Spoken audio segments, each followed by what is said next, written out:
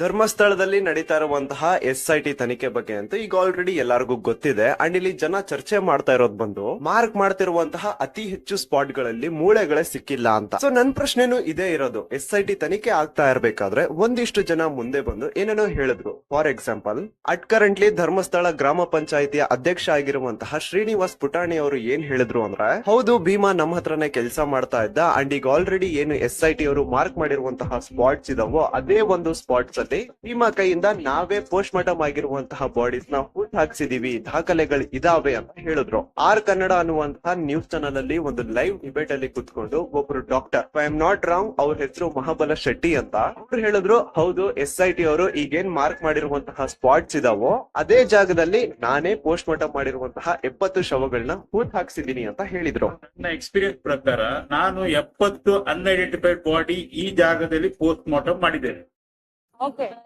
Spot ಅಲ್ಲಿ ಒಂದು 20 ಇಂದ 22 ಬಾಡಿ ಪೋಸ್ಟ್ ಮಾರ್ಟಮ್ ಮಾಡಿದೆ ಅದೇ ಜಾಗದಲ್ಲಿ. ಇವತ್ತು ಯಾವ ಹುಡುಕ್ತಾ ಇದ್ದಾರೆ ಅದೇ ಜಾಗದಲ್ಲಿ.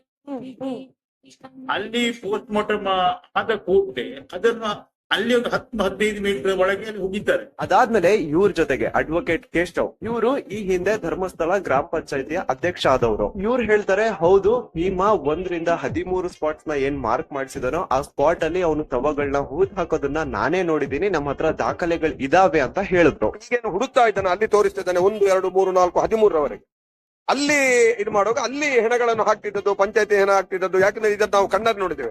ಅದಾದ್ಮೇಲೆ ನಿಮಗ್ ಗೊತ್ತೇ ಇದೆ, ನನ್ನ ಪ್ರೀತಿಯ ಸಹೋದರ ಹಿರಿಕ್ ಕೀರ್ತಿ ಹಾಗೂ ವಸಂತ್ ಗಿಳಿಯಾರ್ ಅವರು ಕೂಡ ಸಿಕ್ಕಲ್ಲಿ ಕಣ್ ಡಿಬೇಟ್ಸ್ ಅಲ್ಲೆಲ್ಲ ಹೇಳಿದ್ದಾರೆ, SIT ಅವರು ತನಿಖೆ ಮಾಡ್ಲಿ, ಗುಂಡಿ ಅಗಿಲಿ, ಅವ್ರಿಗೆ ಒಂದಲ್ಲ ಹಲವಾರು ಶವಗಳು ಸಿಗ್ತವೆ, ಎಲ್ಲಾ ಪೋಸ್ಟ್ ಮಾರ್ಟಮ್ ಆಗಿರುವಂತಹ ಶವಗಳೇ, ಎಲ್ಲಾದ್ರದ್ದು ದಾಖಲೆಗಳು ಇದಾವೆ ಅಂತ ಹೇಳಿದ್ರು. ಇವರು ಅಗೆಯುತ್ತಿರುವ ಜಾಗದಲ್ಲಿ ಪಂಜರಗಳು ಸಿಗುತ್ತವೆ. ಏಕೆಂದರೆ 2006ಕ್ಕೂ ಮುಂಚೆ ಸ್ಮಶಾನ ಯಾವುದು ಈಗ ಅಗಿತಿರೋದು ನೇತ್ರಾವತಿ ಸ್ನಾನ ಇದೆ.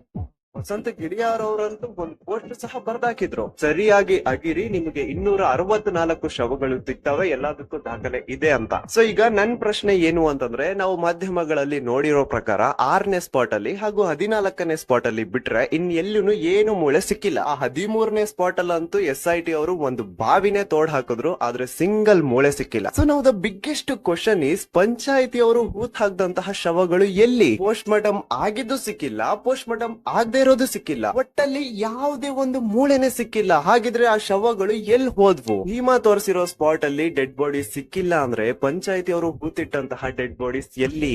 ಸೊ ಇಲ್ಲಿ ಸಮಥಿಂಗ್ ಏನೋ ಸಸ್ಪಿಷಿಯಸ್ ಆಕ್ಟಿವಿಟೀಸ್ ನಡೆದಿದಾವೆ. ಇದ್ರ ಬಗ್ಗೆ ಜನ ಚರ್ಚೆ ಮಾಡ್ಬೇಕು, ಇದ್ರ ಬಗ್ಗೆ ಜನ ಪ್ರಶ್ನೆ ಮಾಡ್ಬೇಕು.